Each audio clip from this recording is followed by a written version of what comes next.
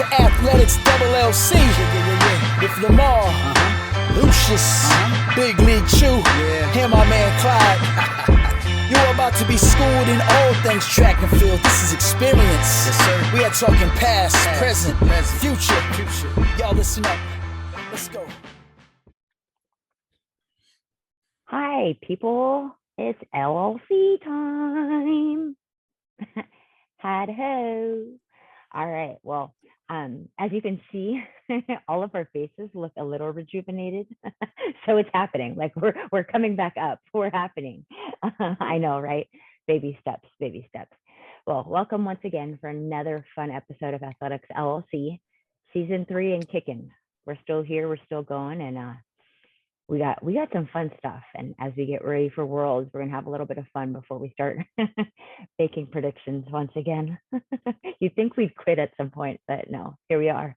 We're gonna make predictions next week for World Championships. So, Clyde, how are you this evening, sir?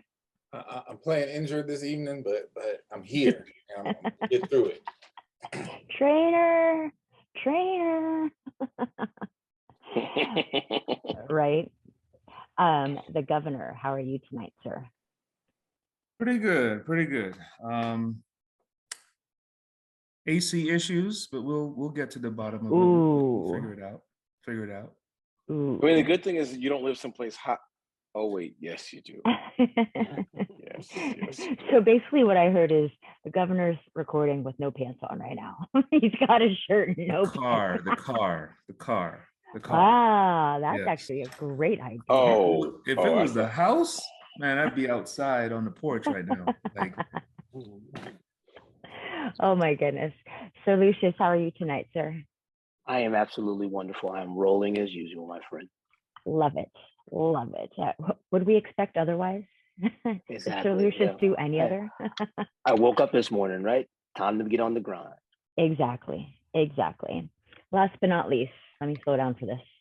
Mariano Rivera Huffins. Okay, I got it. Oh, that looked a lot harder. Yeah, that looked harder than it was. All right. So you're that guy, okay? Yeah, I came in to enter the Sandman, and I'm planning to save the show. And I'm going to call you Cutter Huffins for the show. Yes, absolutely. I will respond to Cutter Huffins. All right. Oh my gosh. All right. Well, after all those shenanigans, let's do a thing called some topics on this sport that we say we love, track and field.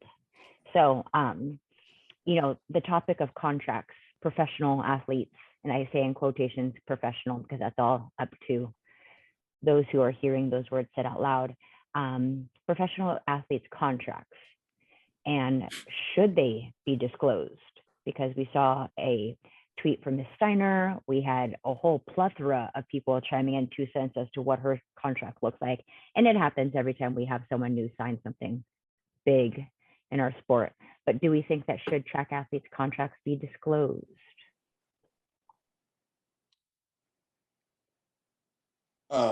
Okay. Since y'all Bueller. I'll go after you. It's fine. Look, as a huge fan of Miss Abby Steiner, we're talking about this because of her message that she put out via social media in reference to this issue. As much of a fan as I am of Miss Steiner, and I am, what she wrote was eloquent, it was emotional, it was heartfelt, and it was dead wrong. And she's just wrong. First of all, let's be clear about this. When you become a professional athlete, in every sport that I can think of, your contracts are public knowledge. Hell, they do whole extravaganza TV shows based on, how much money an NBA or an NFL or even baseball and hockey are getting paid. And there's reasons for that. But the biggest reason for me, the reason that this particular topic was so sad to watch her be so wrong about is, I understand you want, your privacy and everything, but here's the thing. Money attracts money.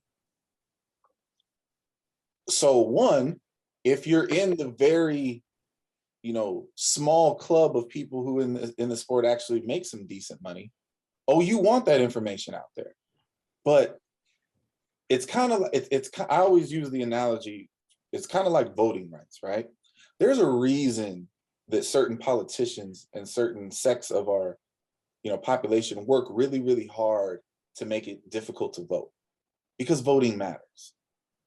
Money attracts money. There's a reason why track and field contracts are supposed to be secretive, and that they basically make you sign an NDA so you can't put it out there in the public.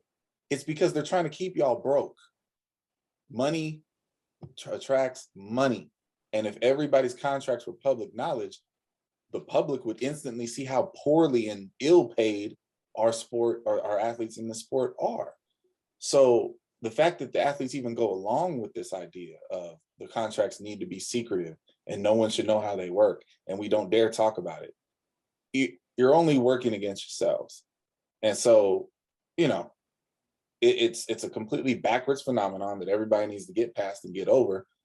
But every other industry also has floors for how much professional athletes get paid. And of course, track and field doesn't have any floors. So Nike, Adidas, whoever, they don't want the world to know that they're only paying Chu $20,000 and they're paying Huff $700K a year.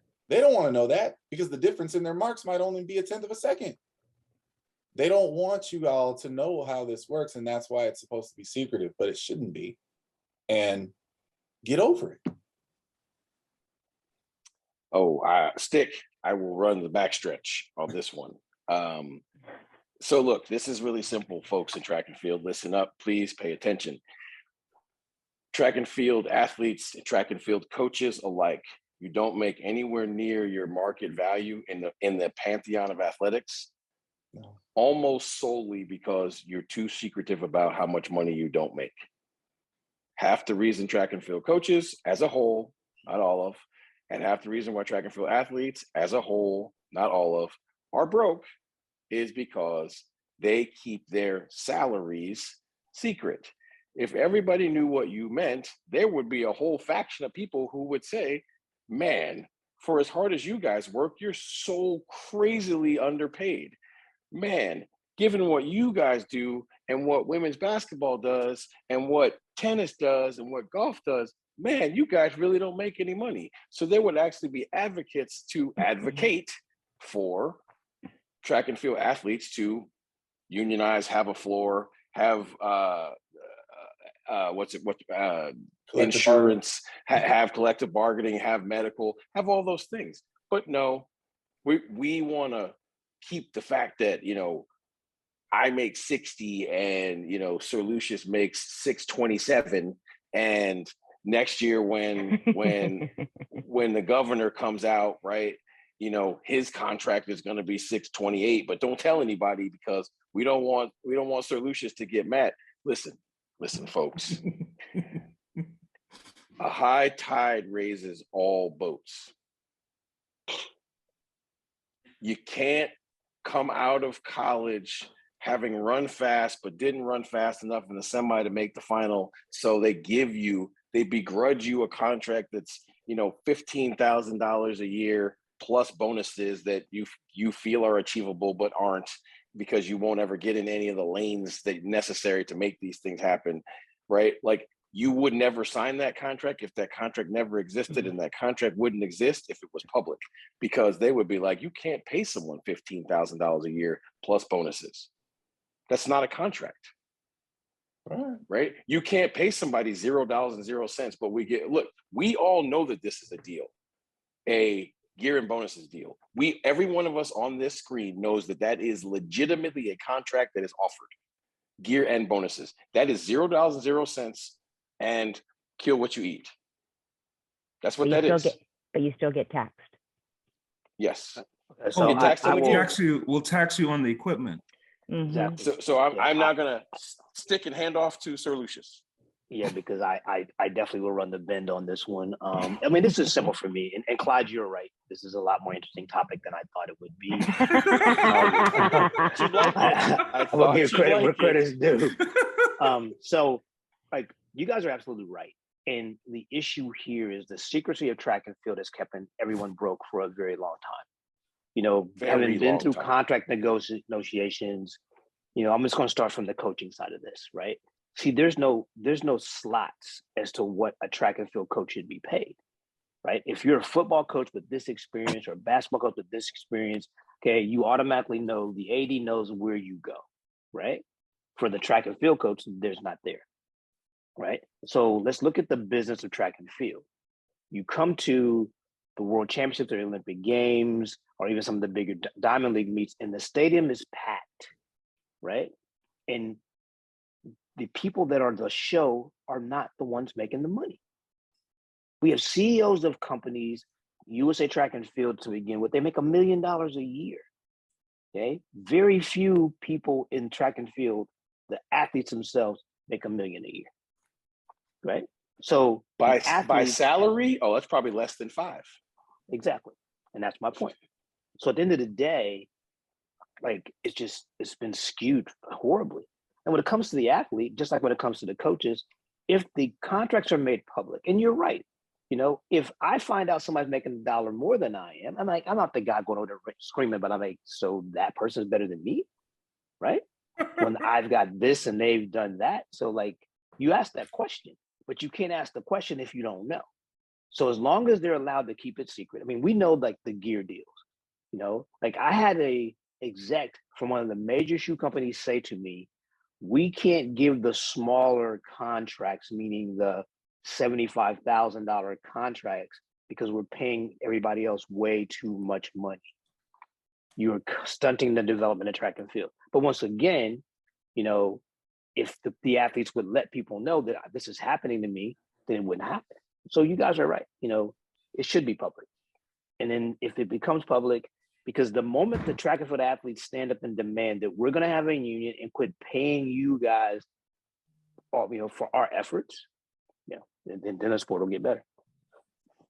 Governor, take it home, brother. So I'm going to take another approach to this, and you know, we've been dealing with the same issue for decades, right? It's this, I mean, Lamariano can attest to this. There's kind of a mindset where we almost felt like we had to keep it secret, right? Because God forbid, we're in a room with our peers, right? And I'm an 860 jumper, and I go say, you know, hey, 820 jumper, what have you made?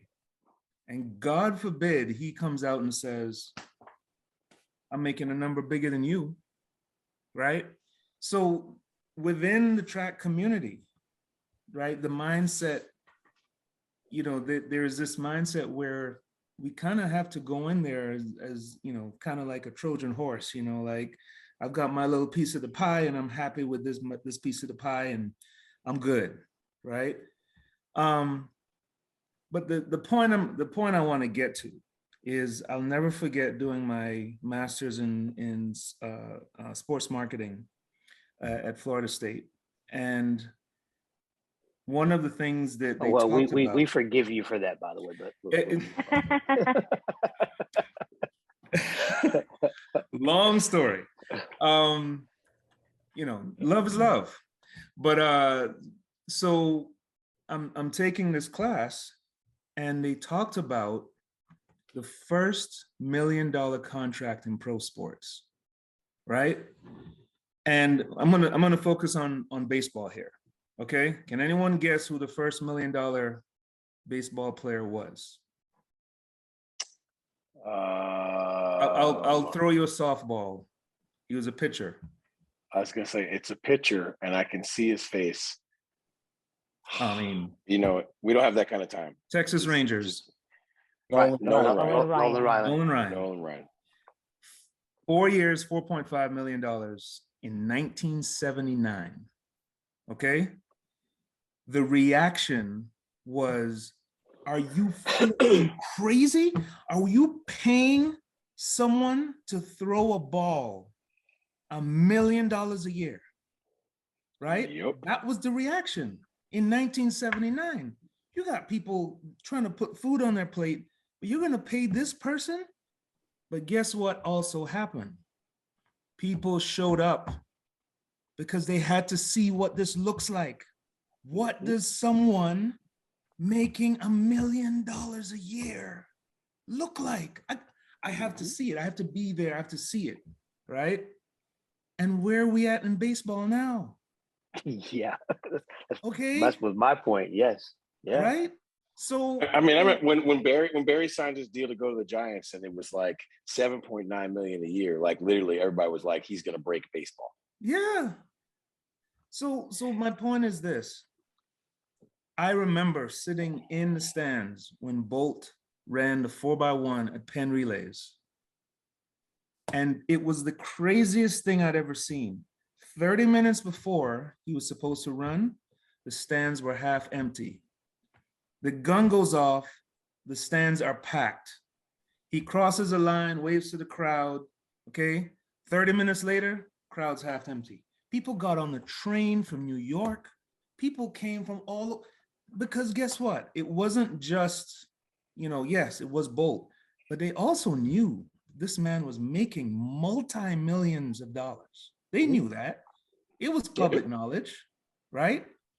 So money makes it relevant. it does. I mean, money makes it relevant. What society do we live in? We live in a society that responds to the outrageous. They respond to these things. We remember where we were when MJ and Donovan lined up for $1 million. We remember that, right? That was a moment, okay? So, for someone in her position, in Abby's position, let's just say she's, whatever the contract is, all right? It's supposed to be news. It's supposed to be something. Right. It better be. You're talking about. Right. And it needs to be something that, somebody else can aspire to do as well. Absolutely. Right. Okay. Because So Lamario and I had this conversation earlier, right? And we figured out that there was one collegiate track coach whose salary was more than the entire staff of another school. Right? Okay. Now, in what world is that right? Especially when the guy who's himself and his entire staff are making less than that guy are expected to beat that guy, right? So where's the equity in that situation? But again, if you know all of this, yes. And here's the sad part: the ADs know. Trust me, they know. Absolutely. But nobody talks about it. There's whispers in the hallways, but nobody wants to talk about the fact of the inequity. So I agree with you guys. Like, if it's public, then it can be bantered about, it can be talked about, it raises the floor, as Clyde likes to say, right? It makes everybody better. Absolutely does. So, obviously it's been reported that she's going to get $2 million. Clearly that's apparently not the deal anymore, or was never the deal. But let's say Abby Steiner in some world got $2 million a year. First of all, great for Abby Steiner if that ever happens. Second of all, great for track and field, because remember, go back and remember this. Remember when Candace Hill got her big deal? Yeah. Right? And then all of a sudden, Bromell and DeGrasse get big deals. All of a sudden you got high school athletes signing for $250,000 to $300,000 out of high school. Yeah. Okay. If those things never happen and it's not public, then the following doesn't happen either. Absolutely. I mean, our sport can't be the only sport where the rules of the rest of the world don't apply, right? Like, if Abby Steiner or Joe Fambolay or whoever in this new class, when Sid came out and got the contract she got, if your contract isn't ESPN worthy, but it becomes knowledge on ESPN, then everybody's gonna get more money. Yes. So leak your damn contract if you have to. I don't care how you do it. But the is not it. See, I'm glad you said it, because the EP and I talked about this also.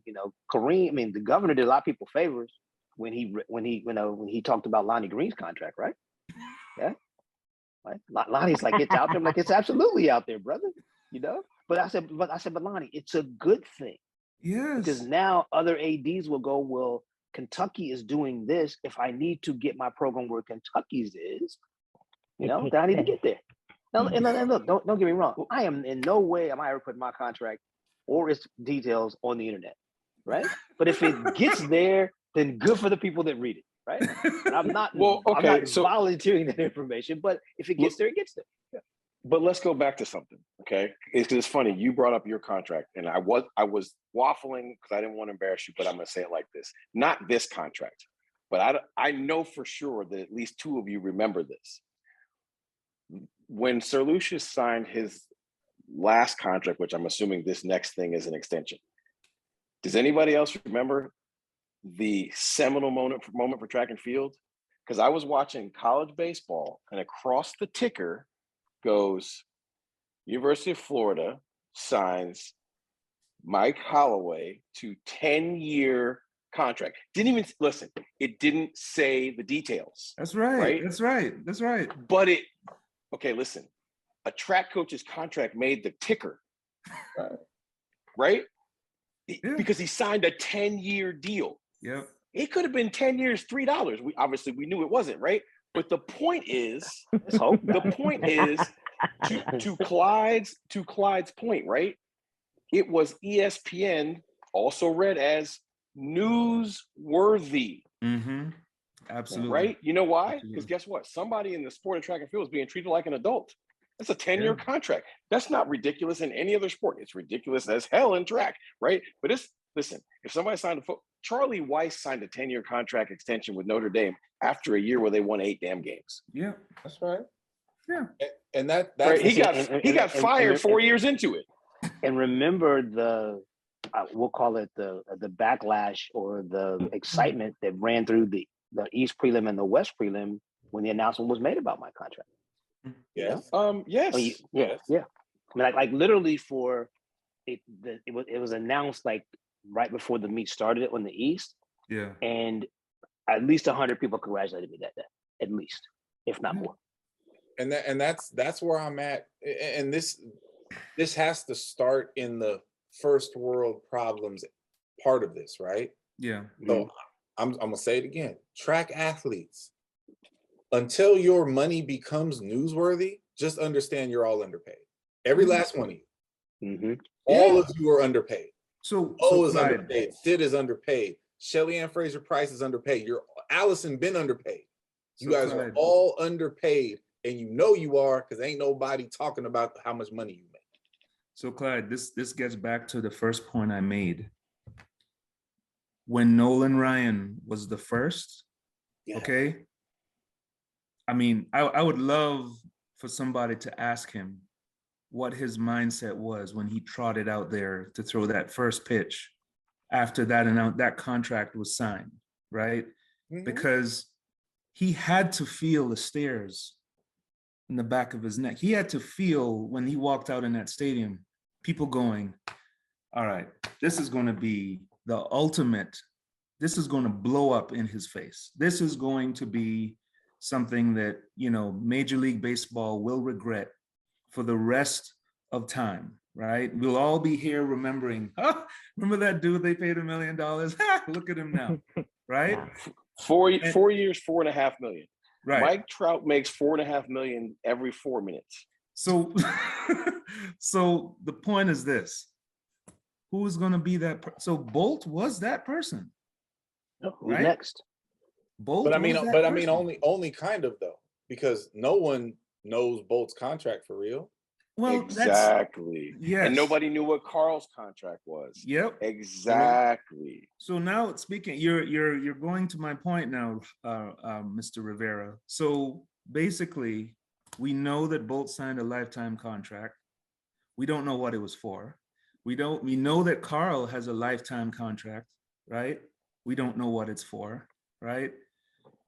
So these are things that, how are young athletes going to aspire to something if they don't know what it is? What is it? What is the pinnacle? And right? Governor, to your point about the eyes on Nolan Ryan and what he must have felt like and all that other stuff. Well, you know what? The fact that he could handle that is what makes him one of the all-time greats. Absolutely. If you're the type of athlete who can't handle everybody knowing what you make as if that's some kind of added pressure, well, maybe that'll be the reason that you don't have the mentality to become what you could become in this sport. Like, you got to get away from the fear of that. Like that can't be a thing. That can't be the issue. And so the I will athletes have to say start that, Clyde, participating. the track world makes you feel that. Yeah, but they got to stop that. The culture. Yeah, it's a cultural thing. Yes. Well, Absolutely. and speaking of the cultural thing, it's kind of the crab in the buckets thing, right? Yes. I don't want you to make a lot of money because I'm not making a lot of money. Absolutely. I want you to stay down here with me and suffer with me. Yep. You know, and again, we have to start, you know, there has to be something done to stop with, you know, as Cutter calls it, the broke professional side of this, right? Mm-hmm. We have to stop the gear deals. We have to stop the bonus deals. We have to stop paying people $25,000 a year to represent your company. Yeah. Right? Because it's just wrong. I mean, $25,000, you can make that working at McDonald's. You make more than that working at McDonald's. No, right. So I don't care what discipline you're in, because we got 21 events, right? I don't care what discipline you're in. If you're the 10th best on the globe at whatever it is that you do, Right. you're paid extremely well, except in track and field. Yeah. Listen, I give the governor and all of Cowboys Nation a lot of flack.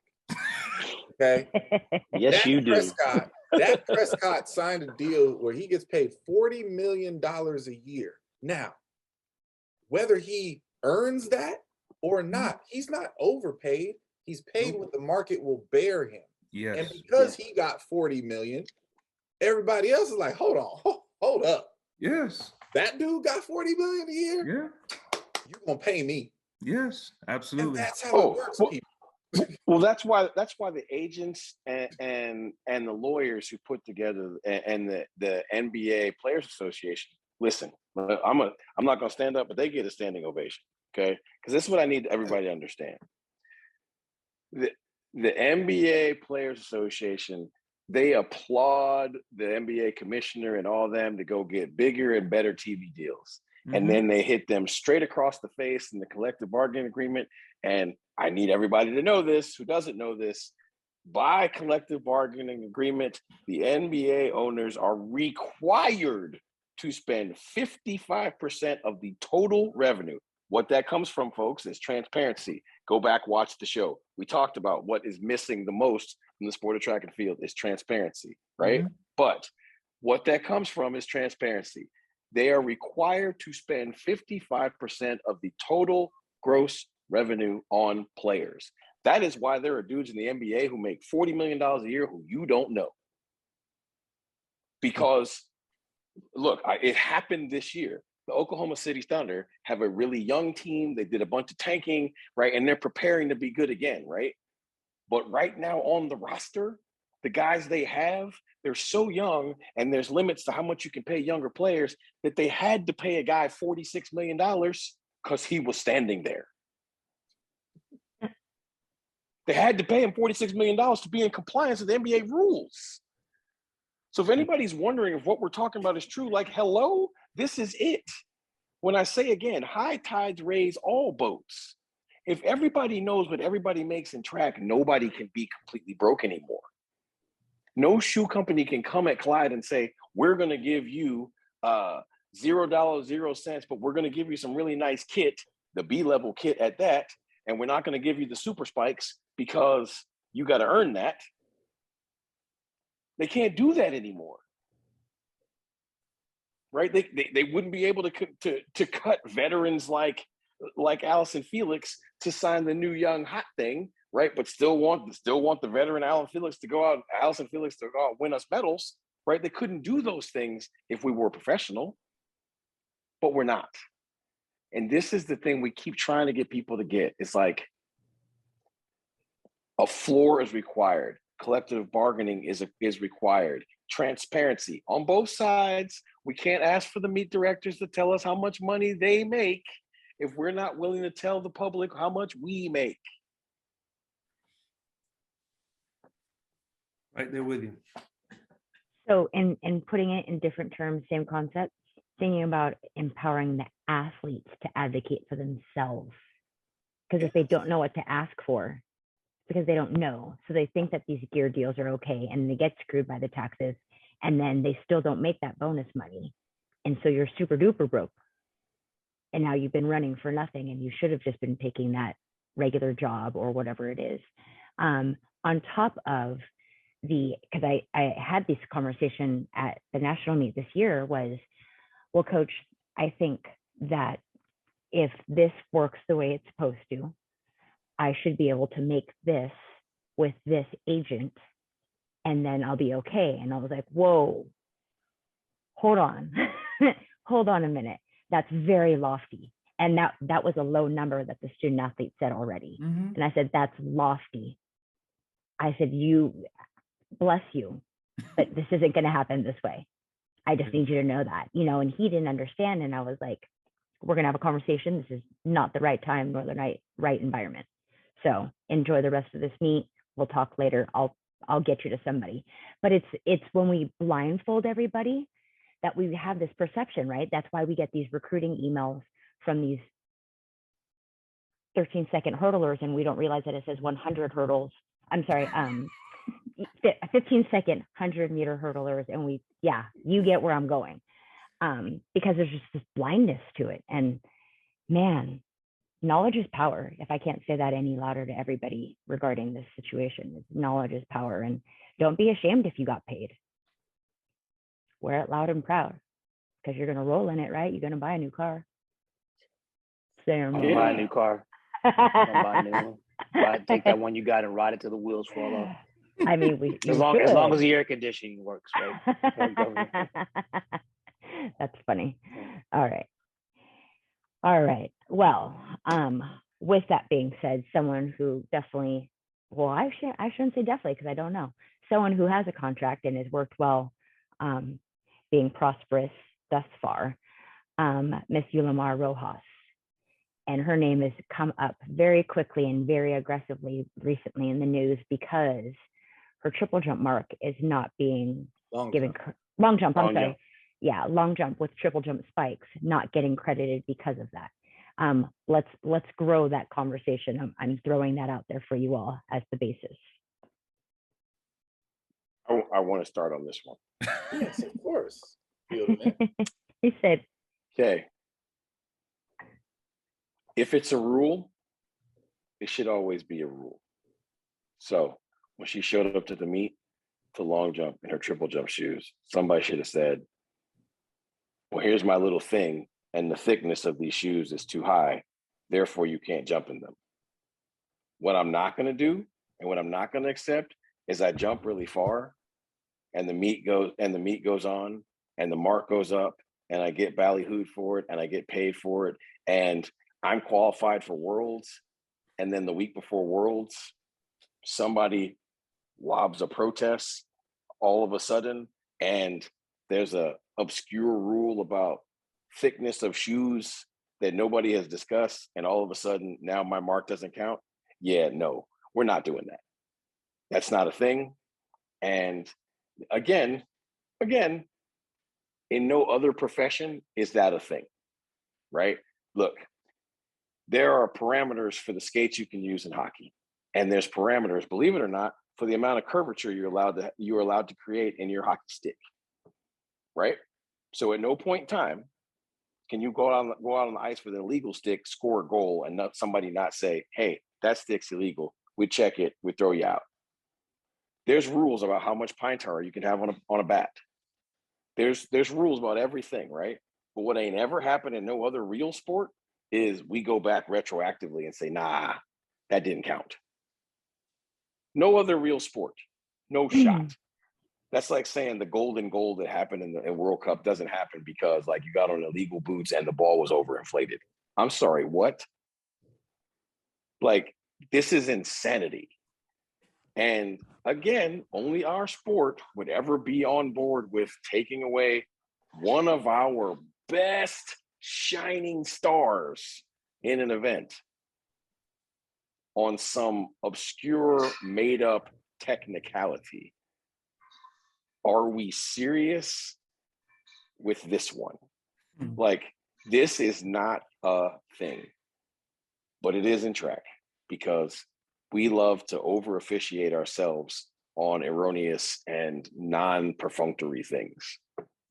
The governor should go next because everything I have to say is petty. Okay.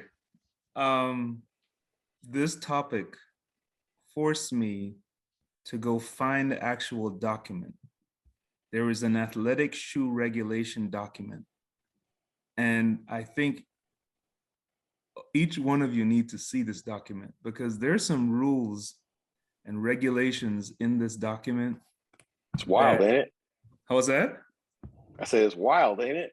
Absolutely. And there's one in particular. There's a section called availability, and I'm not even gonna speak on it. Oh no, yes you are. You're here to educate. Well, it basically says if you are wearing a shoe, right, a new shoe, that shoe needs to be made available. Oh yeah. Yeah, that was a big deal with the Nike shoe last year. That's right. Yes. That was the big deal. That started with the Nike marathoning shoe. That's what, And the- as a matter the of fact, testing. that's where the thickness started too. Right. So that in itself, for us that understand track and field and that understand the elite side of track and field, that is an absolute joke. Okay, so I'll leave it at that. But this is an issue, okay? In the long jump, field events except the triple jump, the maximum thickness can be 20 centimeters. In the triple jump, it can be 25 Wait. centimeters. Millimeters. Millimeters. Can't be sorry. centimeters. Millimeters. Elevator shit. That would be awesome. Okay. Yeah. Yeah, sorry. So we're talking about an issue of 5 millimeters, right? That was the difference between this young lady getting to compete at the World Championships in the long jump, which anybody that is a fan of Rojas wants to see that, okay? Well, I want to see the double in a major championship probably as bad as I want to see anything. What are we doing here? So we're talking about another opportunity to put seats in the stands, to put butts in seats, to watch this young lady go after the long jump and triple jump, right? I mean, anyone that's watched this young woman knows she's a 7-meter jumper all day, every day. Doesn't matter. Okay? Long jump, triple jump, spikes, sprint spikes, it doesn't matter. She is that good, okay? And yet we have a technicality that's gotten in the way of perhaps a group of individuals that were thinking about this, that follow track and field and have bought tickets to see this young lady compete, okay? This is what happens when you make rules that complicate things. You're talking about the long jump and the triple jump, okay? I mean, I could compare this to some of the rules that were tried to in the horizontals. I remember there was a point in time where the approach couldn't be longer than 40 meters. Yep. And that turned out to be an absolute debacle. An absolute debacle. Because there were a few people that complained that their indoor runway wasn't long enough. Okay. So then you go to meets where the indoor runway was long enough. And you're like, what are we doing here? So I think it's unfortunate for this young lady. I think it's unfortunate for track fans in general that they're not going to see her go out there and do what we know that she can do. And it's probably going to be a sideshow. It's going to turn out to be a sideshow because somebody is going to complain about it. Somebody's going to to bring it up in a press conference or whatever, and you're getting away from the sport. All right. Well, think about what it steals from us, right? We don't get to see Rojas versus Mahambo. Yes. Oh, wait. Hold on. Okay, hold on. Hold on. For our non-metric speaking audience. No, we don't speak to those people. Oh my God, stop it. It is Yeah. less than 2/10 of an Leave inch. us old people alone, man. Listen. You won't get Imperial, that baby. Learn your Imperial. metrics. It's All right. 0.197 of an inch. Of an inch. I'm going to make the governor and Lamariano very upset in the beginning, but I think I'm going to bring them on home at the end. In sport, sometimes we have rules that people don't agree with. I don't know if this rule is a good rule. I don't know if this rule is backed up by any actual science. I'm going to assume that it is. And 5 millimeters could be some dramatic competitive advantage. It's a rule. It's on the books. You're a professional. Your coach are professionals. Your agents are professionals. Know the rules. Don't let this happen to you. That's my first piece of this. Is it a stupid rule? Probably. The tuck rule was a stupid rule, but it was a rule. And because the tuck rule was a stupid rule, but in the books, Tom Brady never fumbled the ball. Now, it doesn't matter what we think about it 20 years later. The rule was the rule. The call was accurate. It is what it is. Now, I'm personally disappointed and a little pissed off that I'm not going to get to watch Miss Rojas do the long jump.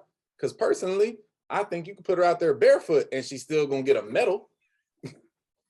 Okay? So since our sport is famous for making up rules as we go along from time to time, I say you put her out there barefoot, you let her jump a qualification mark, and we go on about our business.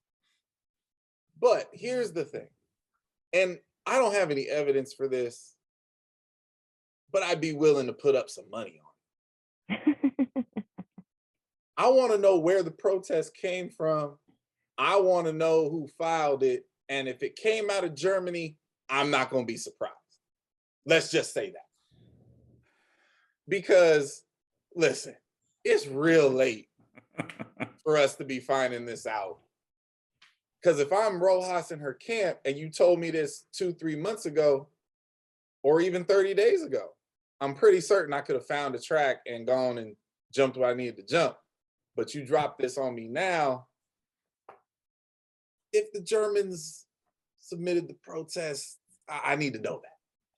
Feels like a very petty thing to do, and therefore I want petty exposure for whoever's responsible for this. Because the double was absolutely something I was going to be in the stands for. Absolutely. And now I got to tell you, I'm very disinterested in the women's long jump. I have only a very few things to say about this. It's just wrong on so many levels. And at the end of the day, you know, we continue to shoot ourselves in the foot. We have an absolute superstar in our sport that we're going to make sit in the stands or watch from our hotel, or, well, she'd probably be gone because the triple jump's first. So she'd probably just leave, you know, but to have her not be a part of this competition on such a thing is just not right. So shame on World Athletics again. Listen, we have all been to Oregon many, many times. A lot of us know our way around that facility.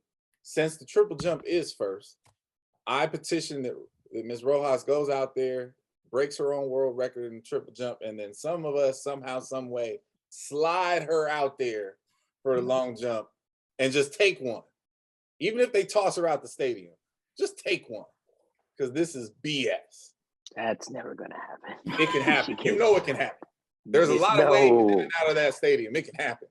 So yeah. Speaking of pettiness, do we remember, I don't know how many of us were on Twitter when a certain coach blurted out that SIDS that race she ran at the American Track League was not legal? Do you remember who did that? It was Bulls coach.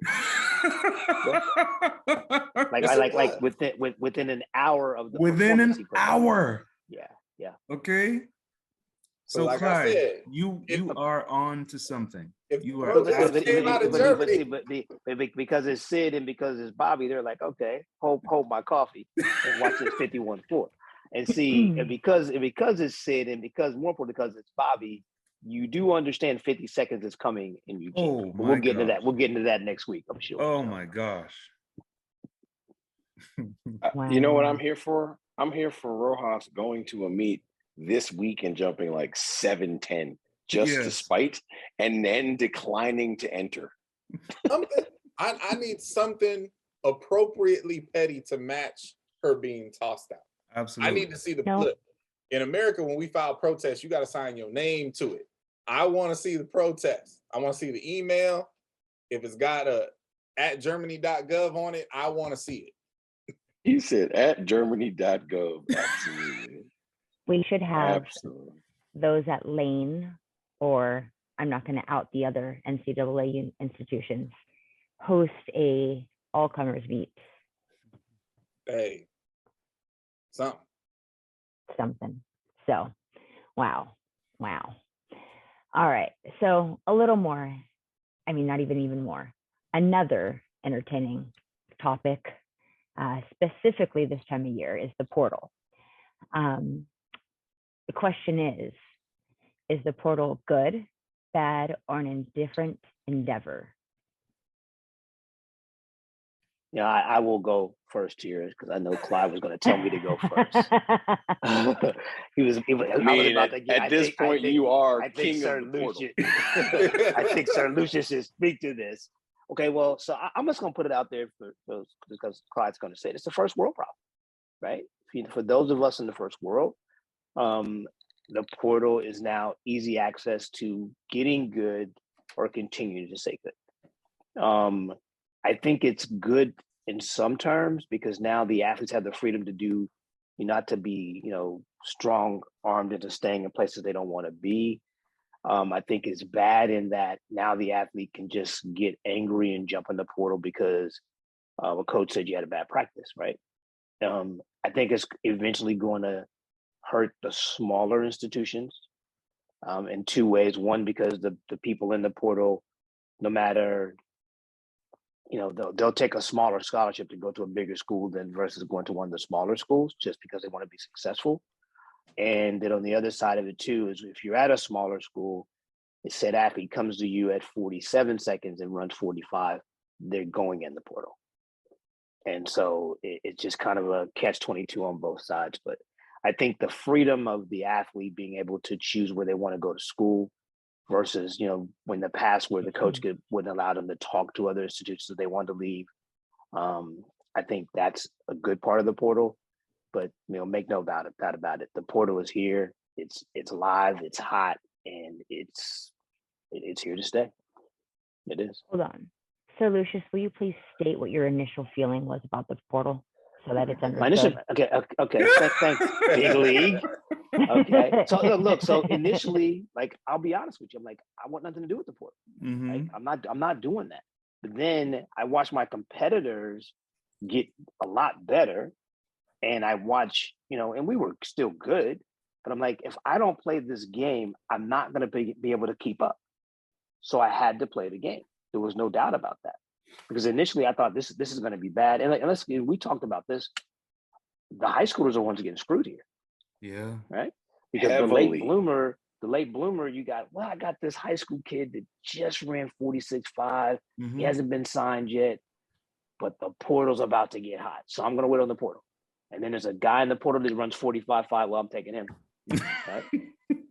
That's the way it's going to work. Yeah. But you're right, Big League. I wanted nothing to do with the portal in the beginning. but that changed my mind quickly. No, yes, that speaks to Sir Lucious's ability to adapt and evolve, because that's my point. The portal is a necessary evil. The portal is Darwinism. The portal is America. It is what it is. You're unhappy? Take your ass on somewhere and go shop. Is it in your best interest? It might be. It most definitely is not for most of them, but we celebrate delusional people in America. This is what we do. So I've always been from day one a huge advocate of the portal, because Excuse if me. I have the freedom to recruit the best class in school history and then dip out to a new job, then the kids should have the right to do what they want to do when they feel they need to do it. I wish they were better educated. I wish they were less delusional, because the truth of the matter is the vast majority of them don't find what they're seeking. They don't find the better coach for more money at the school they've always wanted to go to. Nah, you might get one of those three. You might get the school you always wanted. You may get the coach you always thought you deserved. You damn sure probably not gonna get the money.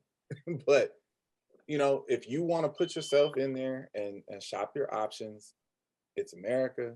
You go right ahead and do that, and hopefully it works out for you. I just think it's a necessary part of the business. It's not going away. This year they've implemented the for our sport at least, the rule where you had to be in there by July 1st, or there are potentially consequences than going in there later. I don't even like that. I don't, because last I checked, the coaching carousel is still spinning. So, you know, as long as the carousel is spinning, the athletes should be able to do what they want to do. And that part of it is going to get challenged by someone, because there's going to be an athlete that stands up and says and gets a lawyer to say it for them.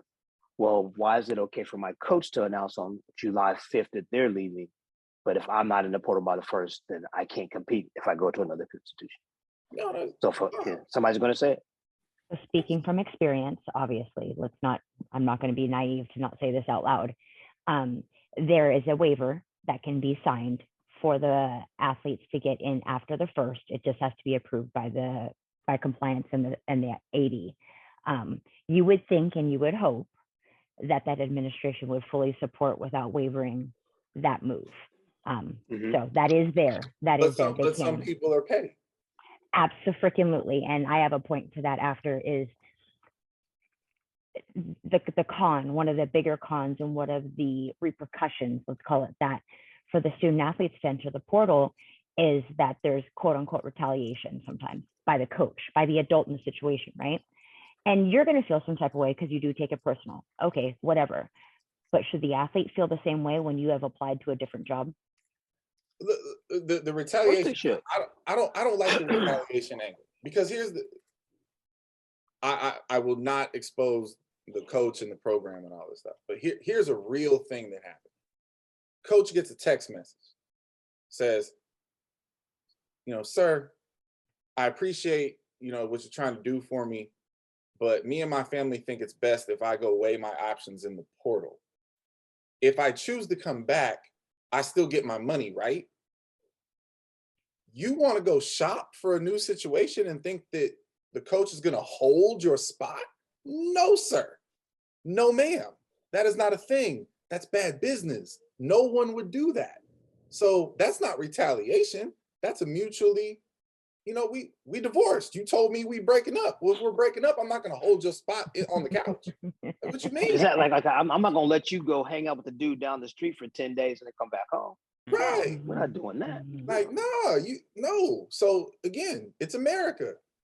Go shop if you want to. Don't complain if you buy something bad. Like, it is what it is. So that's funny. This has been something that I know for Clyde and for myself, being on the other side. And when I say the other side, it's one thing when your phone is always ringing, and right? It's another thing. I'm sorry. It's another thing. Just hit me in the chest. Okay, Governor. It's another thing. That was a backhanded. It's a fact, right? It is. Kids want to win championships. They want rings, right? They know where to go. Okay. Now, for us, what I feel like Clyde and myself have to do is that we have to understand how to be enterprising and how to be cunning and how to be smart. And more than anything else, my success as far as the portal is concerned is based on how closely and how deeply I can vet the kids that I'm going after. Okay. And I have to listen very, very carefully. Okay. When I ask that question, hey, so why'd you get on the portal? Well, you know, my coach and I just didn't see eye to eye, and this and that. And oh, you know, it just didn't work out for me. I'm sorry, that's not good enough. Okay. That's not good enough. I need to know what I'm dealing with. And then not only that, if I know the person in question, I'm going to pick up the phone and say, hey, what can you tell me about athlete X? Okay. And I have to get to a point where I feel comfortable that the kid that just did something or just decided to leave one program isn't going to come here and wreck my program. All right. So all of these things have to be in place. All of these things have to be vetted. I have to be very aware and I have to be very versed on who these individuals are, the history of the program they were at, what kind of training they did, you know, whether they saw eye to eye. I need to know, I need to have a document, okay, on these athletes, because you're assuming they all have baggage. You're just assuming that is fact, okay? But inside of all that, and I'm seeing it happening with our football program right now, is that in you know, on a lesser level, you can build a championship team in 1 year, and then that championship team can disappear in 1 year, right? So the portal has created a situation where you can get success really quickly, and you can be in the dumps the next year, because we're still depending on 18 to 22-year-olds, all right, to make the right decisions, right? And we're hoping that, okay, this is your second chance, right? This is your second chance to make things right. You're going to come here, you're going to be a good citizen, you're going to take care of business, you're going to listen to your coach, right? And that's never a given. It's never a given, you know? So I look at it as something that is a very useful tool, but you better know how to use it, because it can literally destroy your program, you know? And I would dare say that we're seeing, if we're paying attention, right, we're seeing situations play out right in front of us where the portal has probably been a problem instead of being a solution. Okay, so speaking from a coach's perspective, if you know how to use it, it can be great. Well, this has been. I actually feel like I hit a home run with this topic. You guys are amazing. And I went last because I obviously have a bi-sport perspective, and I think it'll be helpful. Everything that you guys have said is absolutely 100% true. But here's some things that people really, really need to understand about the portal.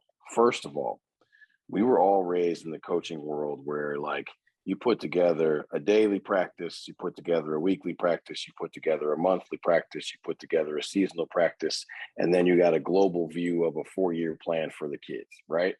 Yeah, take that one and don't do that one anymore. Don't do the 4-year plan for any kid. Maybe have it in your head. Don't spend the time to actually, like, write it down and, like, get you and that kid to get indoctrinated on it. Because here's the deal. With the portal, you guys are together year by year at best.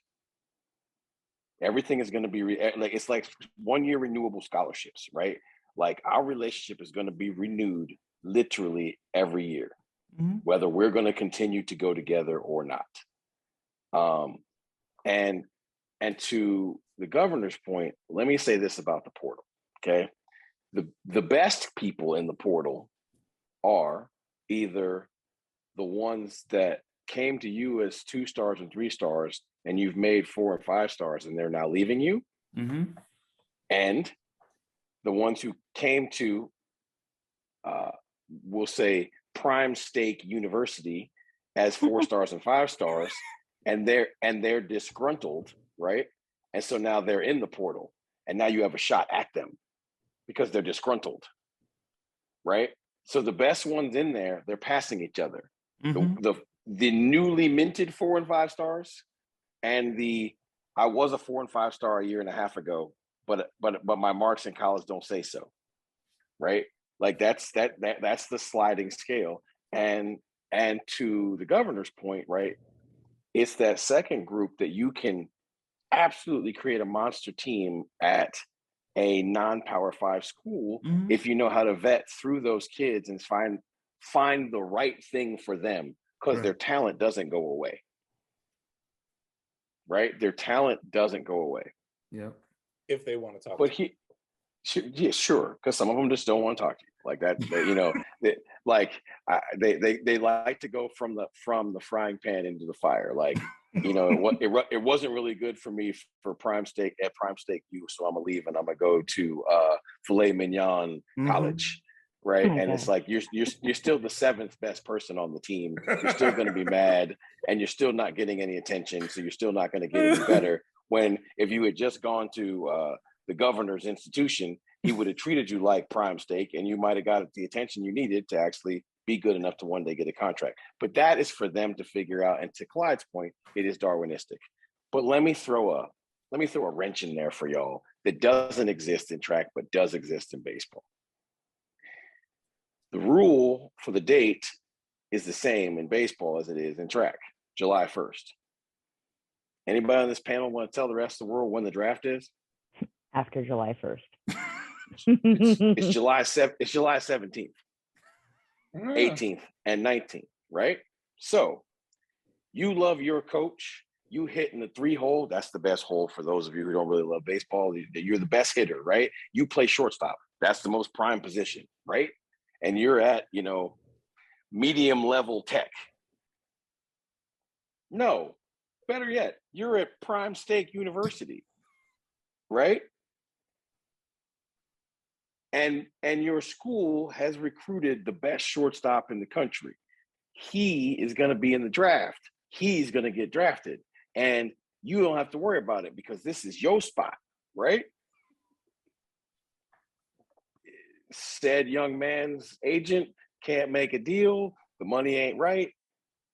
Unbeknownst to everybody else in the country, because this just wasn't seen now, because you don't get in the portal, because why would you get in the portal? You're the starting shortstop at a Power 5 school. You're that guy, right? Your spot is most solid of anybody on the team. Now, the superstar shortstop from high school is now not going to be drafted. He's coming to school. You didn't get in the portal. Now, because there is no mid-year transfers in baseball. You can mid-year transfer in track. You can't mid-year transfer in baseball and be eligible, right? So now, all of a sudden, you have competition for your spot. And this ain't the NBA where we got subs in the middle of the game. If you lose your shortstop job in the fall, you're either going to play second base or you're not playing, or you're going to play left field, whatever it is. You ain't who you used to be. And you ain't who you used to be because you couldn't get in the portal.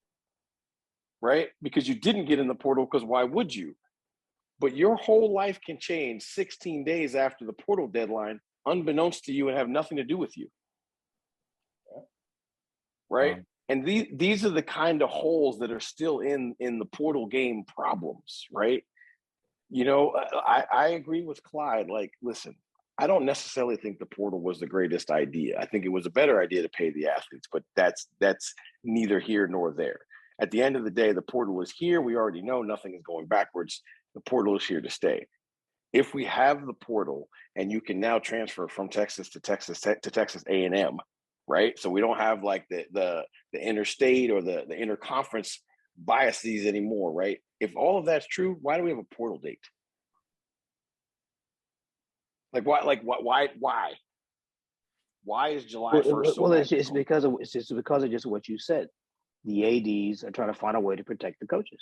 Yeah. So that because that was the whole thing. When the whole thing with the portal was going on, the ADs were like, we have to put something in there so athletes, your starting quarterback decides on August 15th, or August 1st, I don't want to be here anymore. And he just jumps in the portal and he's gone. They're trying to avoid those scenarios, because if you don't put the data there, that's going to happen. And Maybe you should maybe you should treat that kid better. But here's what I'm saying. Okay, that's July a difference. July 1st is my issue. July 1st is an arbitrary date. Start of school is not. there you Is go. that what you see what I'm saying? Like I get it. I understand your point. I was just messing with you. But wouldn't start of class be better? First day of class in the fall semester.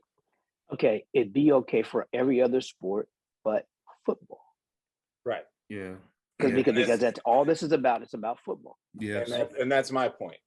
Because I don't know what the football dates are, but trust me, they're set up so that your big time superstar could not jump in the portal and be on somebody else's campus at the last minute. Mm-hmm. And honestly, that's not an unfair thing to try to prevent. I'm okay. Yeah, I get that, because we do have to protect we got to protect the cash cow. I get it. But my issue is, fine. Then you know what? Spend an extra hour or two and make the deadlines make sense for each sport. Because start of school for my sport makes perfect sense in the world. Makes all the sense in the world. Last I checked, I had till August 1st to sign incoming freshmen. Mm-hmm. So why do my people on my roster have to make a decision on the same day, by the way, that their scholarship amounts for the next year are due? July 1st. That don't make no sense. Hey, coach just cut my scholarship. Well, I bet you. Sorry. Well, here. How about this one? I got a real life thing that happened. USC hired their baseball coach on July 3rd. Right. I can't make that up. They hired their baseball coach in 2 days after the portal. That's where the choose waiver situation comes in. Yeah. Right. That's where that comes in. Well, there's always a fail safe for them. Well, you can always apply for the waiver, right? Mhm. Yeah. And a lot of the things with the dates are just a deterrent. Because let's look, around, because there's a May date for cross country that people think it applies to track and field. So around the May date, there was this big scurry about, oh my God, who's going in the portal?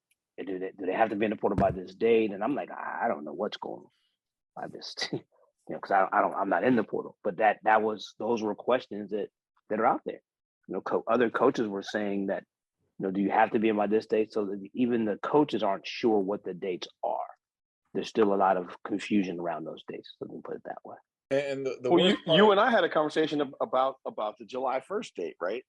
Because the way it's worded, did you have to be in by close of business on June 30th and July 1st was the end, or was July 1st close of business? And I didn't know the answer, and that's why I asked you. You have to request to be in the portal by the end of business on the 1st. You don't have to actually be in the portal, but you've had written request to be in the portal by the end of business on the 1st. Which is 5 p.m., right? Standard 5 p.m. wherever you live. And if you think about the timeline as it pertains to track, it's actually kind of crazy because, let's be real. If I'm on Marissa Chu's team and I'm unhappy, but I'm talented, I'm probably not going to tell her that I'm going into the portal between conference and the end of NCAAs, because rationally speaking, if I go into the portal, why the hell would she let me go compete at nationals to shop my talent to everybody else? You see what I'm saying? Right. So what, June 10th or whatever, NCAA's ended and the deadline's July 1st. They got 3 weeks to figure it out. Like, right. Nah, come on, man. Like, that's not. Well, see, and to be fair, the ones who were going in the portal probably knew in May. Yeah. Sure. Just didn't get in there for the exact same reasons that you said. So there's very few athletes out there that were making these decisions, after the NCAA championships. They were made. They just didn't go in until after the NCAA championship. Right. But You know, that messes and with the flip everybody. side of that, unless their coach said or something to them after the NCAA meet, like, I'm reducing your scholarship, then they're jumping in the portal for that reason. But most of the people that went in the portal after the NCAA meet, they knew they were going in there before. Absolutely. So I've got a hypothetical that, you know, I mean, there's probably only one person qualified to answer this question. League. So I'm just going to throw this out there, okay?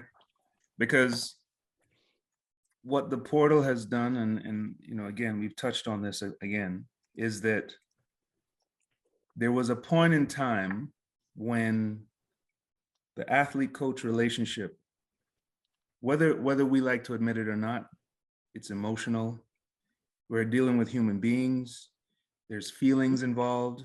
There is much more of it's a connection.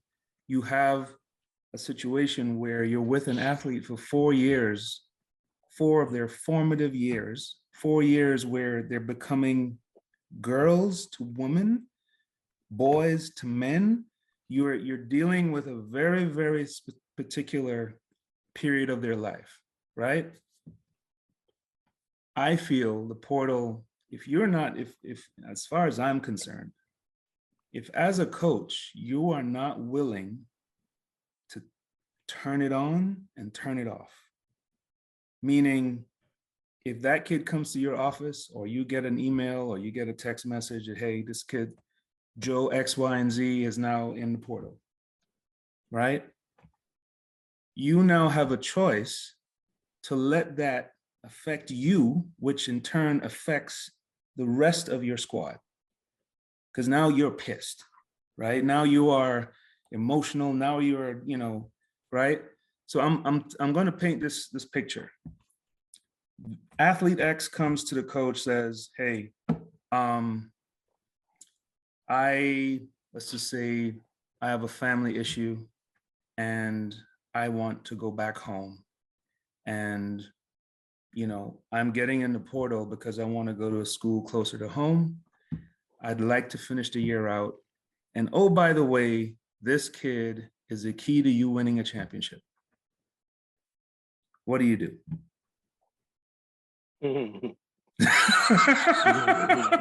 Well, first of all, we're glad you remember, people. I painted a very specific Okay. So in that situation, if there's communication at a high level, yes, there's honesty at a high level, there's transparency, right? Yes. And I think that's the word that Mariano used earlier. Yes. And so if there's transparency in the situation, absolutely you're gonna let the kid compete. Okay. Absolutely. Okay. And I don't think there's a situation where the coaches that because even for me, it's not even about them being a key person as far as we winning the championship. Mm-hmm. You know, if I know that this is a real situation, that I'm trying to help this young person get better. Yes. Of course, I'm gonna let them compete. No way. Because what I think, and I'm saying this because I feel like too many young men and women feel like they can't come to the coach. Exactly, yeah. They feel they feel like this is such a bad thing, right?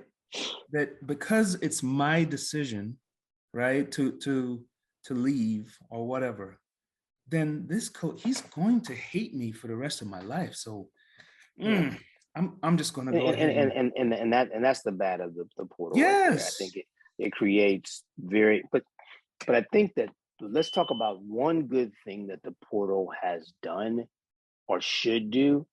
It should make some of the coaches out there who have not treated athletes well treat them better. Oh yeah. Yes. Because if they don't, I will say are that going to be bare. Absolutely. Yeah. Absolutely. That's right. So some of the shenanigans will have to stop.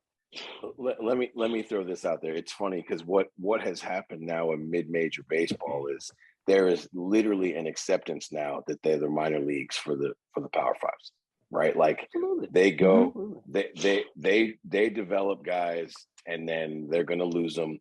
And it's funny in baseball, what they're losing them to is less so to Power Fives, and more so to Power Fives with NIL deals. Mm-hmm. Right. Mm-hmm. Right? Like, you know, there's a kid who's a Friday night starter. It's like, that's the best pitcher for a very reputable non-Power Five school, and he's probably going to get drafted, right? So, but just in case, a very, very prominent SEC school offered the kid an NIL deal for 125 grand, right? And he's one of several that they've thrown this money at, right? So of course the kid's like, coach, about this portal, I'm gonna go ahead and I'm gonna head south. Yeah. And But get hold on a this second, bag. isn't that tampering in some way? Because how do you know about the deal if he wasn't in the portal? Oh no, he definitely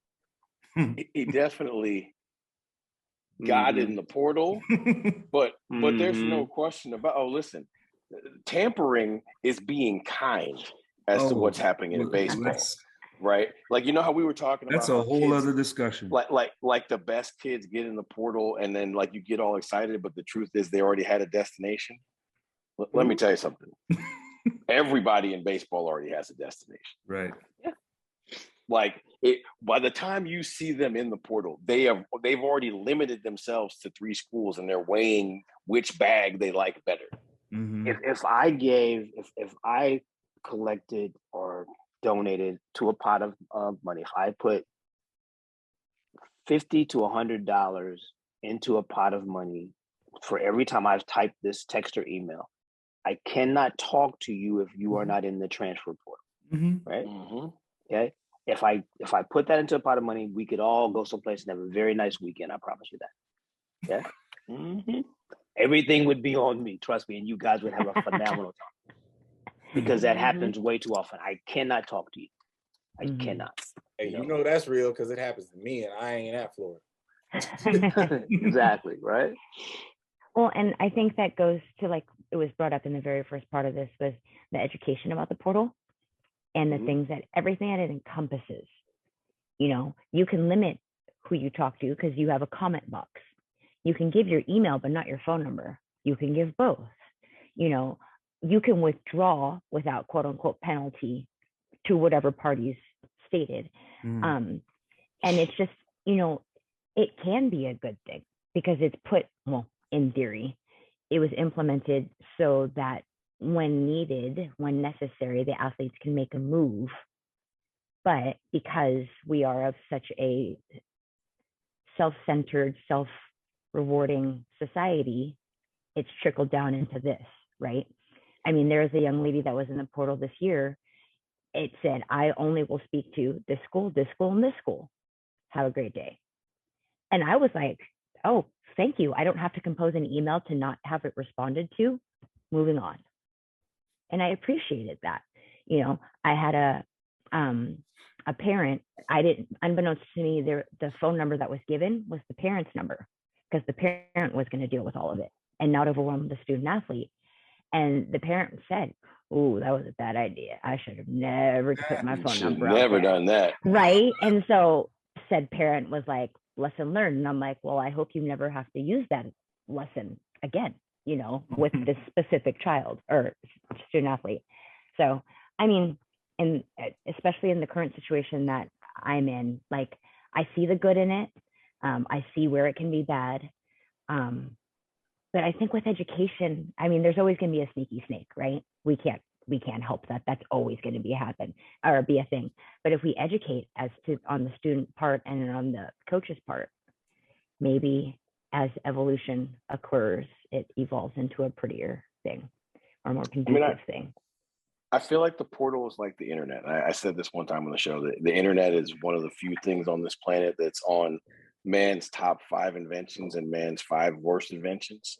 I think the portal is that way as it pertains to student athletes and student athlete life on campus, right?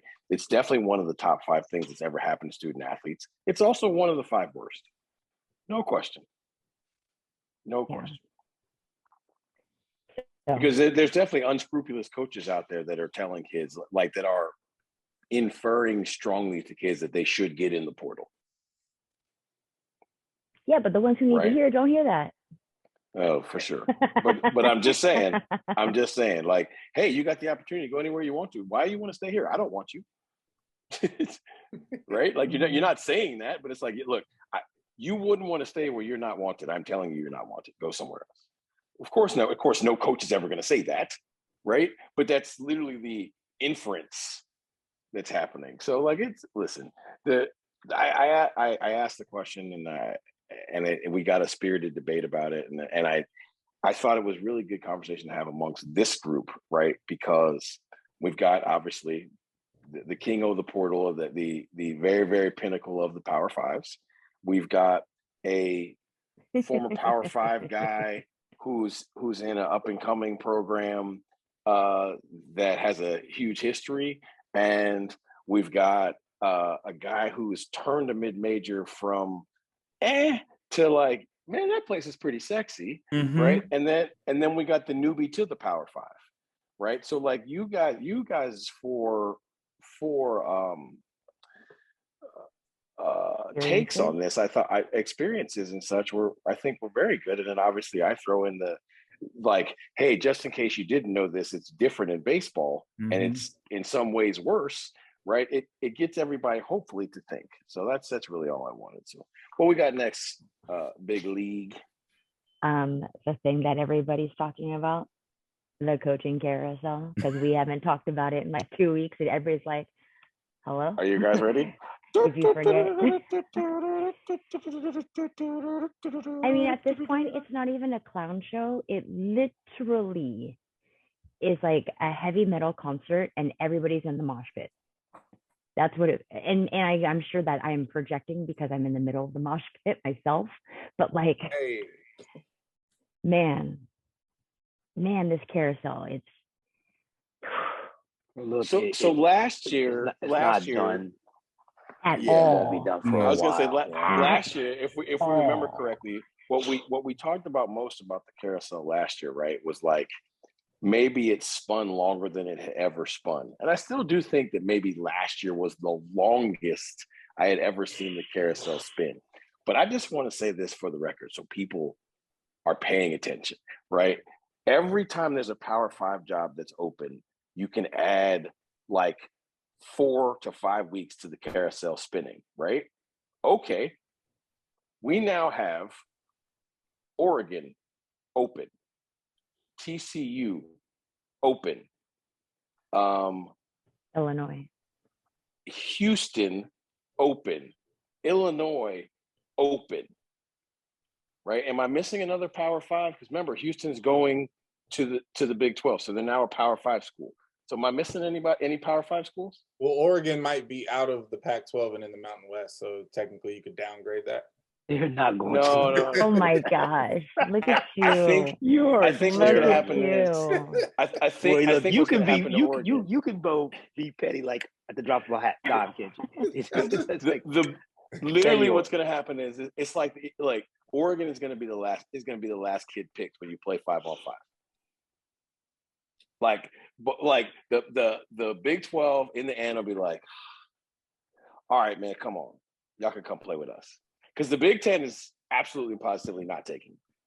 Like they have all but said that. Like the Big 10 is going to take Cal and Stanford and Notre Dame and Washington in their next iteration. They're going to take those 4. You know why? Because they're all of the TV markets. Well, and their academic footprints fit the Big Ten's footprint model. But that's a part of our coaching carousel. Coaching carousel. No, I'm not talking about facts. conference movement. It's apropos. Yes, sir. Yes, because sir. Okay, seriously, whatever people may think or not think about the Illinois job, right? When Gary and Tanja Buford Bailey were there, I think the program had a little bit more status than it's had recently, right? But if you're paying attention to the conference realignment, Illinois is one of the schools who's going to be getting $100 million a year sent there. $100 million. That job's a lot more sexy when you know that, isn't it? If you're the football coach. No. I think it's a lot more sexy across the board. Assuming that the trickle down actually exactly. So you're talking if track is important. Yes. Okay, they're okay. You know, we hear this all the time. You know, the trickle down is going to help track and field, right? It's I'm not. not saying that. Exactly. So then it can't help the Illinois track situation be better because they're getting $100 million if they're not going to get any of the $100 million. Okay, but sir, wait, man. There, I think I know this is real because I've had conversations with other people in our profession about this.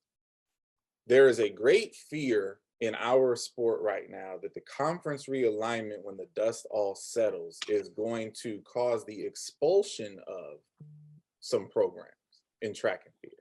Well, that was written about in that UCLA article. Correct. Basically, their move to the Big Ten helped save and solidify their Olympic sports. Exactly what I was saying. So Illinois, you would imagine, is going to be one of these jobs where you're going to have an Olympic sports job. You're going to have track and field jobs. Does it mean their salaries are going to go up? I don't know. But at least you're going to have the jobs, right? Where when the musical chair stops spinning, if you're, I don't know, if you're Washington State and you ain't in the Pac-12 no more, and you ain't in nothing else, you might lose those jobs. You see what I'm saying? So that's a different conversation than that making that a better job because they're getting $100 million a year. No, what I'm saying is that the $100 million a year it feels like a little bit of insulation, feels like a little bit of security for coaching positions at all at those places. I would much rather, I think anyone in the industry would tell you, like, the safest place for you to be right now, if you're a track and field coach, is the Big Ten. Well, I will say this. I don't know about the Big Ten, but definitely there is. If you're a track and field coach, the safest place for you to be for sure is in a Power 5 conference. I will say that. Yes, but we don't know what the Power 5 is going to look like. Well, okay, but a Power 4 conference, a Power 4 conference, and it may end up being this Power 3 after a while because there's talks that the ACC is starting to talk about this. People are starting to steal those schools. But at the end of the day, when it comes to job security, there can't be any more security than there is in the SEC when it comes to track and field, right? Because track and field is important in this conference. Well, when it comes to SEC, on your camp.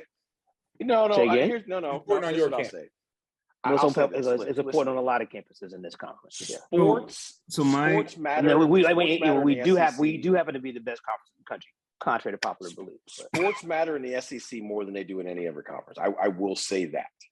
Sports matter in the SEC more than they do in every other conference. And I will say this: we're never going to end up with an odd number, folks. So look, we might the Pac-12 may get devoured, which is probably happening, and we end up with 4.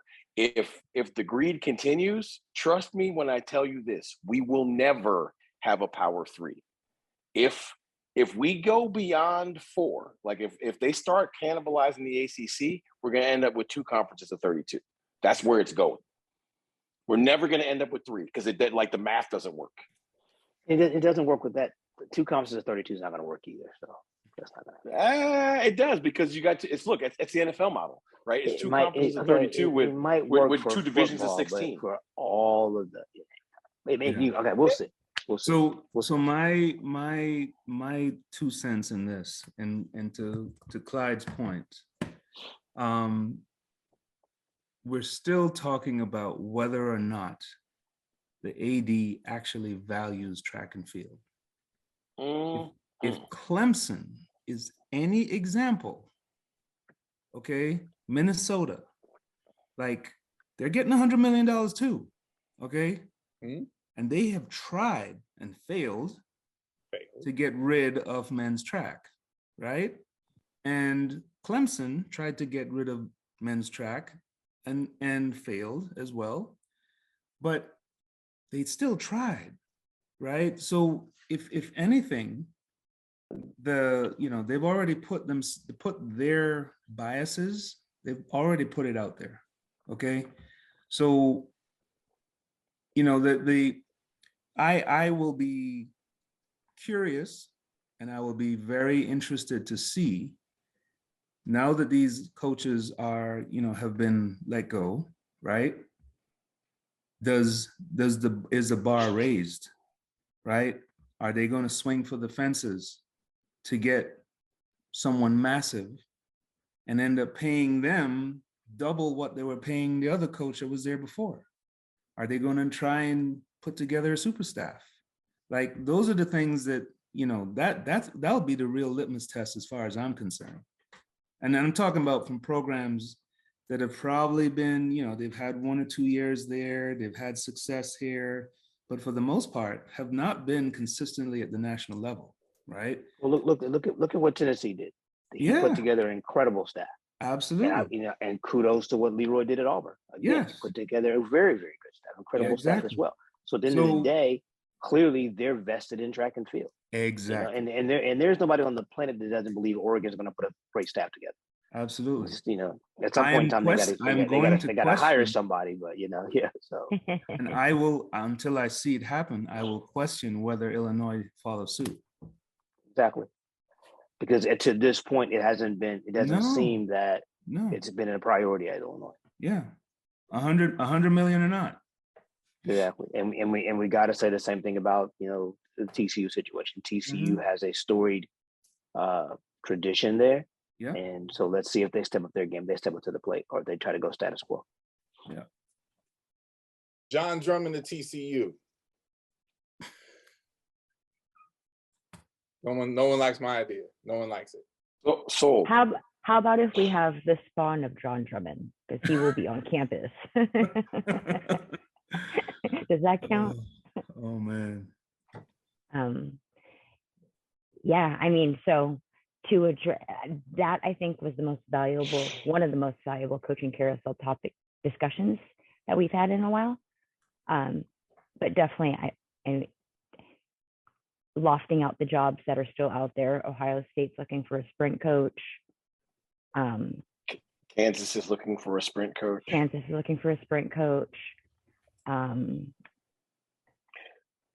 Arizona State's looking for half a staff. See, I wasn't even going to say that. Why? But people need to know. Look, there's a throws job open, there's a jumps job open, there's a distance job open at Arizona State. Those are facts. It's not shade. I'm not throwing any shade. Those are facts. Okay, Southern Illinois. SIU Carbondale. Yes. Illinois Drake. State. No, SFA. Drake just named. Drake just named. I can't say his name. It comes on my timeline, and I'm like, I just don't know how to say that, and I apologize, but he has been elevated. Okay. UConn. Yep. Utah. Didn't Central Arkansas name their coach? I didn't see that one. Okay. Townsend. JMU needs a distance coach. Brian Johnson has how many jobs open at La Tech? At least one. He just posted that he just got on campus.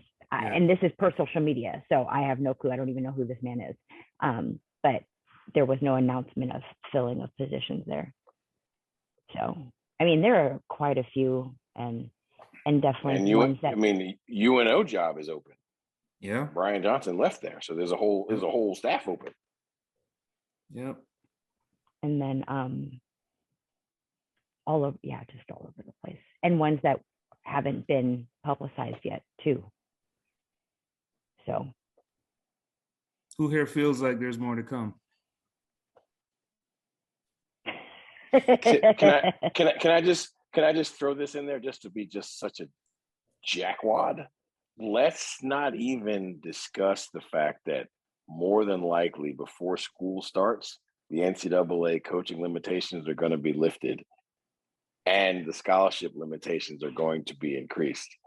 And so if schools now can give 24 and 34 and the staffing limitations are not 6. Oh my. Now it's not a coaching carousel. Now it's a coaching circus. Like now it's literally like, yeah.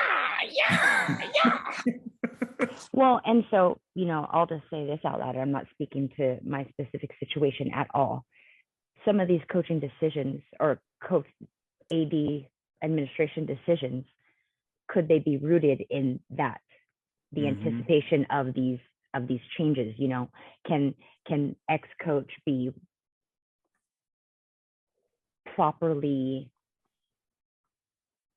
suited for what's to come? you know, and I mean, those are like active conversations. I'm having these conversations in my head quite literally at this point, trying to not figure things out, but kind of get an understanding and have a landscape, not because of anything else besides being in the seats and in the environment that I'm in specifically right now, like how to best prepare myself, how to best arm myself, how to best make sense of things, I guess is the best way to say it. I don't know. So yeah, that's one thing that I was thinking about and tossed in the air in my closed office today is, you know, if not right now, how is this going to change the landscape and the way that it's viewed, that position is viewed. So, but yeah, so, man, yeah, we didn't even touch really much of the D2, D3, NAIA, or NJCCCA. It's an extensive list. It's a lot. Yeah. So if this is not necessarily the time to be super picky, because obviously you want to have standards and desires of what you're trying to fulfill, but like literally we've seen success on all the levels. And what do you define as success and what are you willing to tolerate, right? Yeah, for me, you know, the craziest part of the head coach positions that get the headlines, and they should, right? But it's when the staffs get filled that all the changing around really happens. Yeah, that's because you got a staff of 6, right? So like everybody talks about the head coach job getting filled, right? He or she could fill those other 5 positions with 5 different schools. Right. It's easy to happen. Mm-hmm. All right. Well, let's blow off steam because I feel like that was a little created there. But would you rather the governor, and I'm not even say if you want to play or not, because you have to play. So would you rather play or not play or play again? All right. Are you ready, sir? I'm ready. All right. So similar question, but definitely worded different. Would you rather map out your future or alter your past? Alter my past. Would you rather ride an elephant or a donkey to work? I don't know. I thought it was funny. Oh, come on. That's a no-brainer. Give me the elephant, man. Oh man. Loud, Okay. loud. Let's go. This question came up just because I had kids on the mind. So pardon this question. Would you rather fart out loud every time or have an SBD every time? I have to say that, so I can't say that word. SBD stands for silent but deadly, if you don't know this. It's a good thing you clarified that. Yeah. So fart out loud every time or a silent but deadly every time? I'm Mr. Polite. I'll fart out loud. All right. Sorry. Would you rather always wear a hat or sunglasses? Sunglasses. Would I'm you like, rather what? Would you rather live in a cave or in a treehouse? Cave. Would you rather have forever gas or a self-driving car? Forever gas Mm-hmm. or a self-driving car? Mm-hmm. Does that mean it's electric? I don't know. I'll no gas. Where'd I go? Would you rather throw in a shot put competition or run a 10K? Shot put. Oh my God, what? Shot put. Ain't nobody picking the 10K ever. See, look, we're gonna get responses to say 10K all day. Anyways, gentlemen, the questions are yours. If you, assuming that you are not working, you have no official duties, would you rather watch World Championships from the warm-up track or from the stands? Ooh.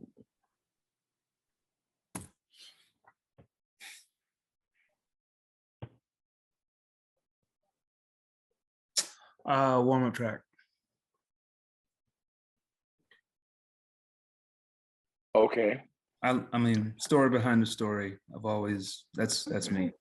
That's what I was just gonna say. Would you rather be the head coach at a non-power 5 making $92,000? Oh my Or God. would you rather be the 7th assistant at an SEC school making $160,000? I mean, these are real conversations that are going to happen. So Oh, I figured absolutely. I might as well No, ask it out there. You're not going to Anyway, be the yes, they are. 7th assistant. You're not going to be the 7th assistant making $160,000. Okay. Oh Hey, Okay, man. so let's clarify this. And I'm sorry to jump in on this, but let's make it So a why would are you doing rather it? realistic. Come on, gee, Okay. you're giving Listen, people false hope out there, man. Come on. I'm not giving people false hope. Look, it might be false hope right this second today in track, but I believe there's a world where people will actually like discuss how much they make and don't make, and then maybe they'll actually make real money. Because I'm telling you this right now, there's going to be a 7th assistant in the SEC in baseball that makes $160,000. Because I know someone who tomorrow is going to have a conversation for a volunteer job that is going to make almost $200,000.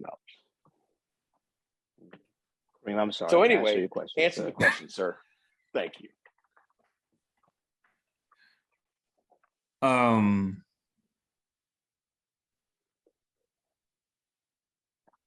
There's only one way. There's only one way that I'm doing the 160, and that would be that Power 5 job has to be a championship team. Okay. Good answer, sir. Yes. Good answer. Okay. So would you rather in your next venture as a coach, would you rather immediately go to a job where you're going to challenge for the title immediately, or be put in charge at a position where you can build to be a contender in 2 to 3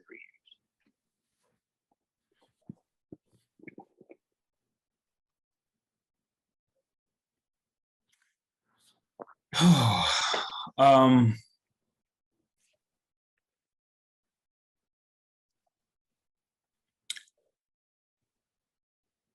I have 2 answers to that question, but at this stage in my career, I'd like to win the championship. Period. Right? Again, here he comes. My nature is to build. My nature is. That's why I asked the question, because I know your nature is to build. Yes, Absolutely. I absolutely love the building process, like this, what we're going through and that sort of thing. And I have experienced, that walk right into the situation and the train's already left the station. So, yeah. And I want to say this. I made a comment earlier in the show when you said you got your master's at Florida State. Mm-hmm. And the comment was not a Florida State deal. It was Kareem went there and we wanted him here with us. That's what that was. It had nothing to do with the Florida State deal. He came here and made an impression. He's like, oh, God, sorry. My woman's in Tallahassee. I'm out. Like you said, can't fight love, right? Love is love. Love is love. Love is love. It had nothing to do You know- with you know the it's- Florida State you know, rivalry. one- It was one the of fact my- that the dude was here killing it on my campus as a volunteer. It's like, Coach, I'm out. Remember all those young kids were like, where's Kareem? He's like, oh, he's in Tallahassee. One of my favorite pictures was when we went to Florida State, like when I was on the squad, and I have Jackie like on my back, and she's got her full Florida State on. I've got my Florida gear on, and it's like, yeah, I mean, anyway. Chu, did you have one for me? No, she asked all them other. Yeah, I asked. Okay. Remember the donkey or the elephant? She asked you a plethora. That's of, right. That's right. I'm just glad you're the one getting the suspect stuff now. Suspect. Oh goodness. All right. Well, let's round the show out with heartbeat props. Just giving people shout outs, flowers, roses, lifting up, all that stuff while we can, while they're still around. I want to just make a statement, I guess. Mental health, folks, is real. I've dealt with some situations over the past 4 to 5 weeks with people that are dealing with mental health issues, that the struggles with life, the struggles with careers. And I'm just asking everybody to be cognizant of people around you that are having issues. Don't push them away. Don't just assume that they're going to be okay. Allow people to lean on you before they fall. And it's a lot easier to prop them up than pick them up. So that's just want to say that. Please pay attention to people around you. There's a lot of people in this world that are struggling and struggling badly right now. So just asking everybody to be aware of that. You're gonna do stuff that make people cry and whatnot. You should do it at the end, sir. ruin things. No, well said. Well said. My heartbeat props tonight, and I'm not trying to be funny. I'm actually serious about this. I hope I'm premature. I hope I'm wrong, but my heartbeat props go to the Pac-12 because I think it's over. I can't imagine a landscape where it survives. And I was having this conversation earlier today. When the Pac-12 lost Los Angeles, that was pretty much it. And listen, depending on where you are in the country, depending on where you've grown up, depending on what kind of fan of what kind of sports you are, you either love the Pac-12 or you spend a lot of time talking trash about it. But the Pac-12 is the conference of champions for a reason. And it has an unbelievably storied past. Just so much history there. And this is most definitely an unceremonial way to die. And it's ugly. And, I don't know if this reckoning is the evolution of college sports or the de-evolution of college sports, but whatever it is, it seems that it is devouring one of the cornerstones of collegiate sport. And most people would have never imagined a universe where college sports moves forward and there is no Pac-12 conference. And we are right there on the precipice of that. So if it's to be saved in some form, bravo to whatever genius figures out how to do that. But all signs point to it's over. And as a West Coast kid that grew up, following those athletes and paying attention to those schools and attended one of them for a period of time, I can't say I'm happy to watch it. It feels very sad. But business is business. Survival of the fittest is what it is, and you're responsible for the choices you make, and consequences happen. So here we are, and it just might be the end of it in very short order. So props to everybody. The alumni, the history, the storylines, all the things that make the Pac-12 what it is. It's been amazing, and I don't wish to see it die this way, but it looks like it's dead. I'll go behind you, but I will say, I just want to jump in on your heartbeat prop. Like, I think you are 100% right. Like, there was no one on this planet that would ever predicted that if one of the Power Five went down, it was the Pac-12, because the Pac-12 has Los Angeles and the Pac-12 has the Bay Area. And this is all about TV markets, and you would never in your life thought they would have lost anything to the Big 12, which has one TV market in it. And the Big 10, which barely has two. But here we are. At the end of the day, I think there was some arrogance involved in the leadership of the Pac-12 when they fumbled the bag tremendously, and they never really fostered the kind of relationships necessary out there. And so they never really unified the TV markets in LA and the TV markets in San Diego and the TV markets in the Bay. Because had they done that, you take those three markets and you add the Phoenix market and the Seattle market, like, they win. So yeah, that's a bag. That is a bag that has completely been fumbled.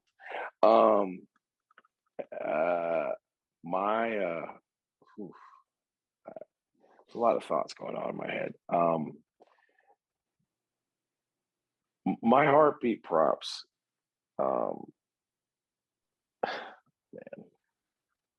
I hate this stuff sometimes. Like, but my my heartbeat props go out to. We talked about them earlier, but young people in the portal. I think at least half the people in the portal they're in the portal begrudgingly.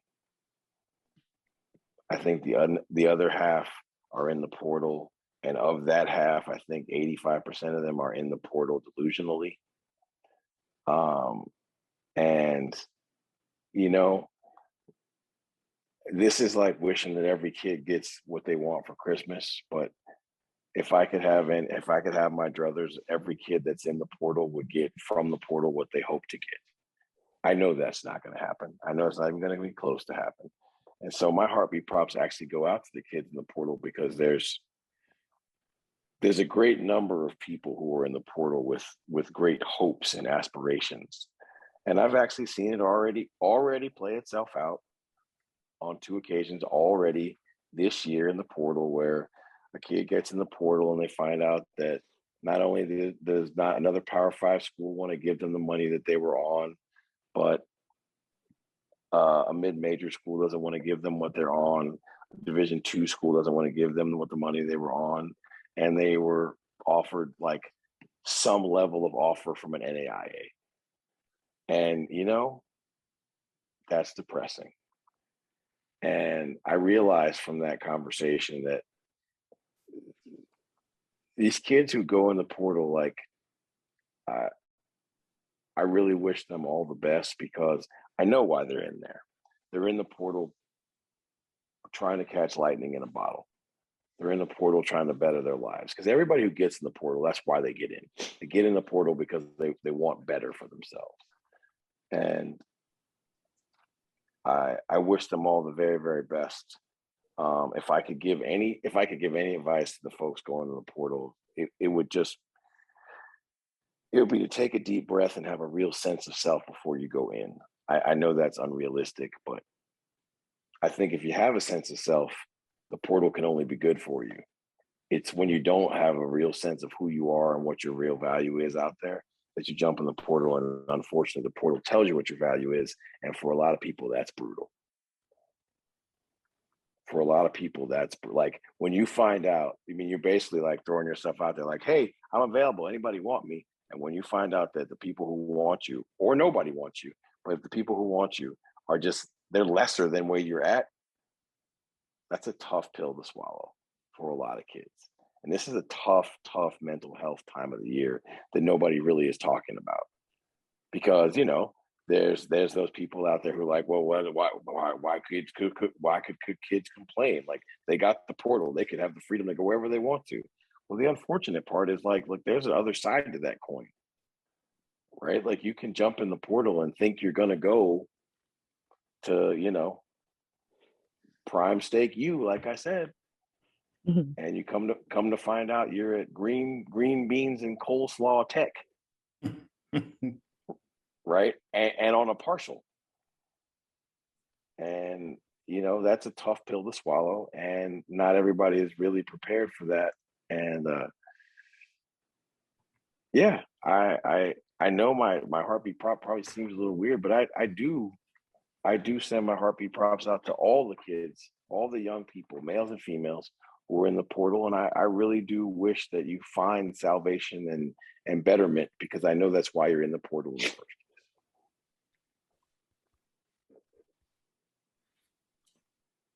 Governor, you or me? Huh? You or me? My heartbeat props go out to the collegiate athletes that are about to compete at the World Championships next week. And you know, if there is if there's any advice that, I mean, there really isn't any advice that I can give these young men and young women. But what I will say is that the feeling will be different.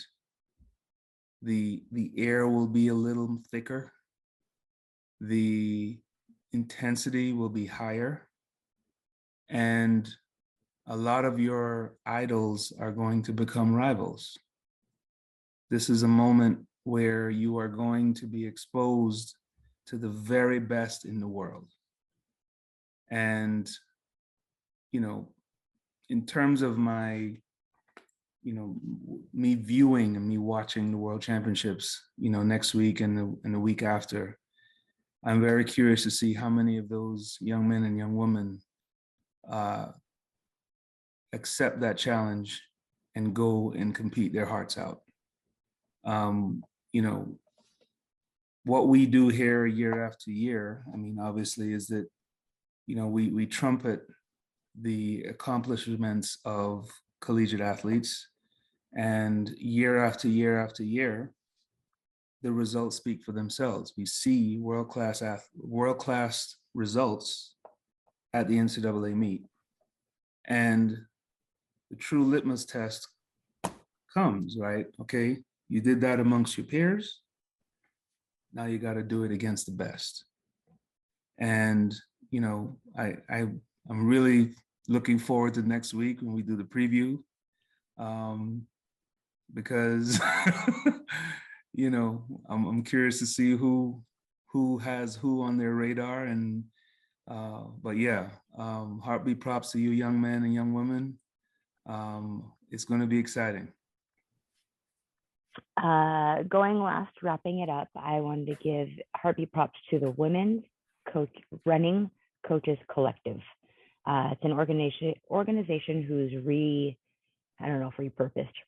realigned, repurposed themselves, and just stand for something that's notable. They've got Karin, Sheila, Melissa, Julia, Helene, and I feel like I'm missing a name, so if I am, I apologize. But they've got an event coming up soon, so take a look at that. But it's support for women athletes, female athletes, as well as women coaches. And so, not that we don't have support, but there's never enough support, right? And for males and females alike, but specifically the females in a coaching profession, or in a profession of which is male dominant. So shout out, heartbeat props to you all. Keep doing what you're doing. Don't get discouraged, and let's keep that boat moving forward. So with that being said, I said I was going to try to keep us to a shorter time period this week, and I failed. So sorry, but that just means that you all get to exercise a little bit longer, keep walking a little bit longer, and get that workout in until we're done.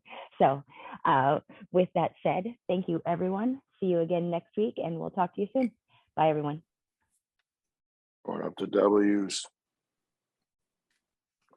When the lights come on, the road just get to running. When the lights come on, opponents smash the plumbing. Heard you like it warm, hot, knife the butter. Truth hit them hard, knock them off that rebuttal. Tsunami, tidal wave to your puddle.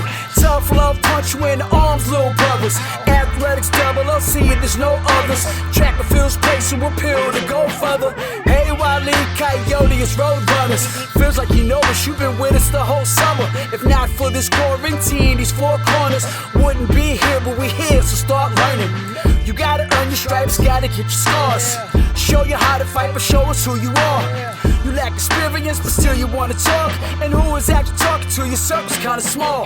Heads prevail when the backbone's strong. Gotta keep it coming, no, it won't last long. Pass it, failed, and sell the sad song. And if you don't check yourself, then that's wrong.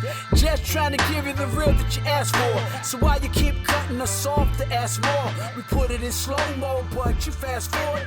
Athletics, LLC, the task force.